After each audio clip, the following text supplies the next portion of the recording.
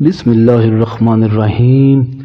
جلد میں قدرتی طور پر نکھار لانے کے لیے ایک عدد میٹھا سیب رات کو چاقو سے چھیل کر کاشی بنا کر چینی یا شیشے کی پلیٹ میں رکھیں، پھر جالی وغیرہ سے ڈھک کر تمام رات باہر ایسی جگہ رکھیں جہاں چاند کی روشنی اور شبنم پڑتی رہے۔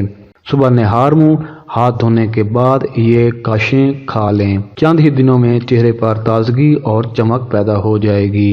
ڈھیلے اور لٹکے ہوئے پشتانوں کے لیے زیتون کا تیل اور گائے کا دودھ برابر مقدار میں ملا لیں، پھر روزانہ صبح شام اس سے ہلکے ہاتھوں سے اوپر کی جانب مساج کریں۔ کچھ ہی دنوں میں پستان گول مٹول اور ٹائٹ ہو جائیں گے، اور بریسٹ کے سائز کو چھوٹا کرنے کے لیے روزانہ روغن انار سے صبح شام کچھ دیر تک مساج کریں۔